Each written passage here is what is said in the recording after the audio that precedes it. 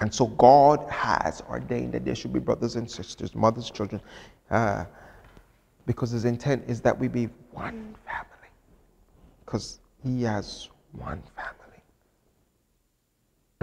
But just like a family, also that may have some family members here, some over there, you don't even know they're there. Jesus said, many have I which are not of this fold. That there are some that aren't even yet known and accepted by those that assume and presume themselves to be there, present and in the stock, in the fold. God is bringing about unity, and will do it in his time. For he's coming back, not for churches, but for a church without spot or wrinkle or any such thing. Now, the additional relationships we can be grateful and privileged to have. We can recognize this, that God restores, and also God adds. Notice, it's not replacement families. This is not brothers and sisters, mothers and children to replace the ones that you had.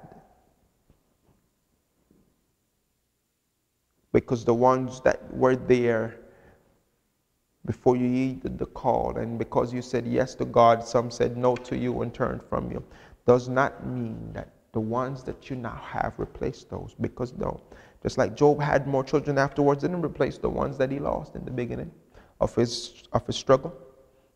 Because that's not it's additional relationships.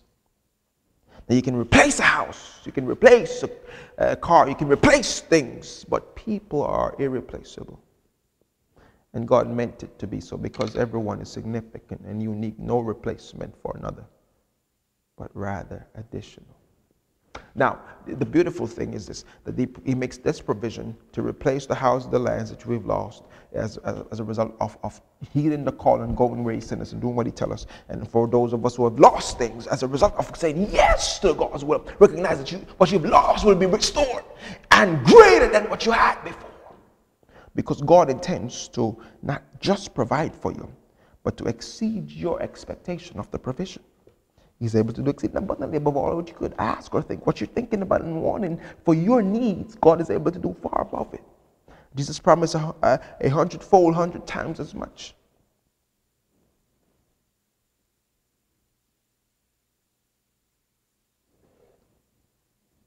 The relationships are brought about as additional to comfort you. For there are those that have lost family because they've said yes. In countries where they're not permitted to choose Christ. And since they've chosen to walk that way, they've been neglected and forsaken by family. But God adds relationships, comfort in that difficult time. Whereas they say yes to God, they're faced with such difficulty. The brothers and sisters, mothers and children, that God provides. And again, note there is no and wife, because understand this wonderful thing, that God does not do that. His intent is that we remain, that this wife that you found, wherever you were when you found her, she's your blessing. You value her. No replacement, no additional, no supplemental wife.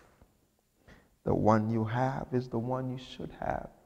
And that's the one God intended for you to have, because God joined together, let no man put us under. God values marriage to the point that regardless of where that marriage was founded, the moment it's established, it's an institution that God intended between a man and his wife. And that's the only basis for marriage.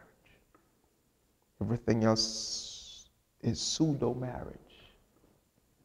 It's a false representation of the real thing.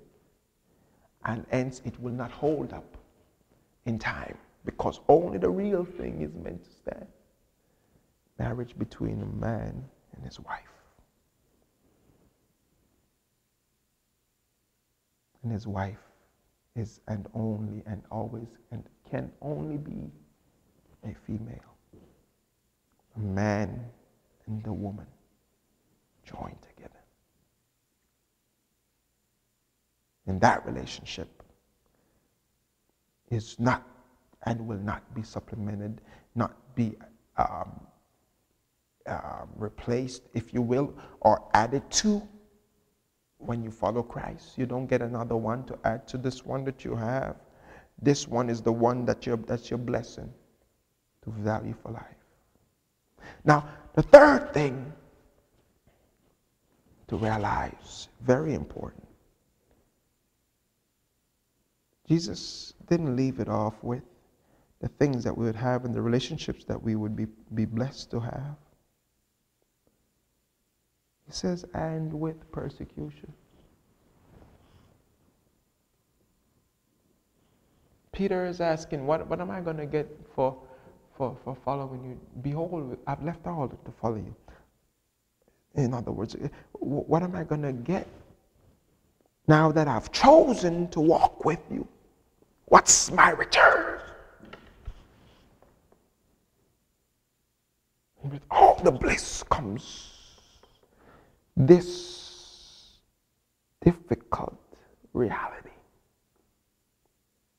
that I will enjoy things, be blessed to have relationships, friends, brothers, sisters, mothers, children in Christ.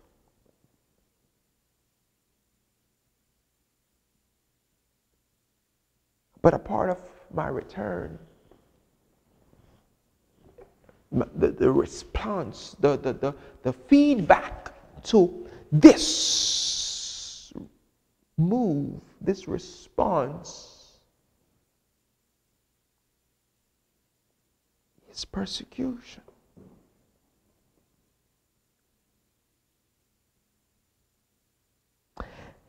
To have all these wonderful things, closing off with this reality.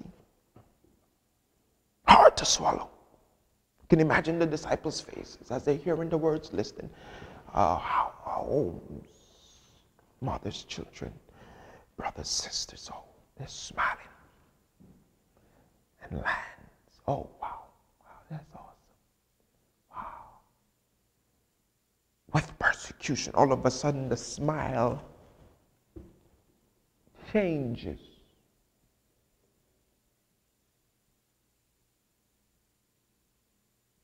Because you see, as a nation, they could relate even then to what persecution meant.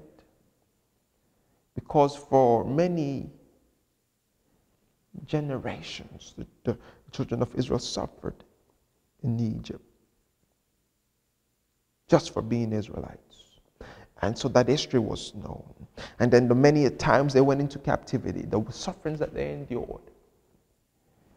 They had the history. They could relate. They knew by history what that meant.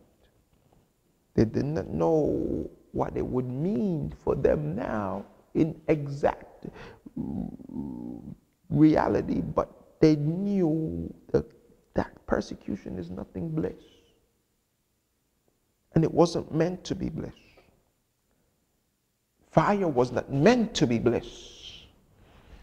The Bible makes it clear that correlating this triumph of our faith to the fire, to the gold, and it's not meant to be bliss.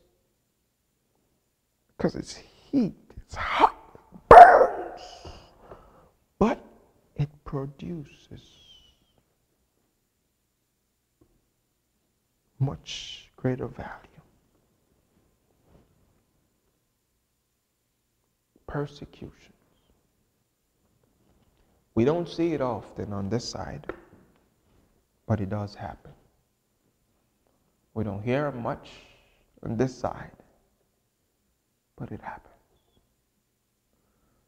We hear of it over in other countries where difficulty are present, where struggles are present, where loss of life and possessions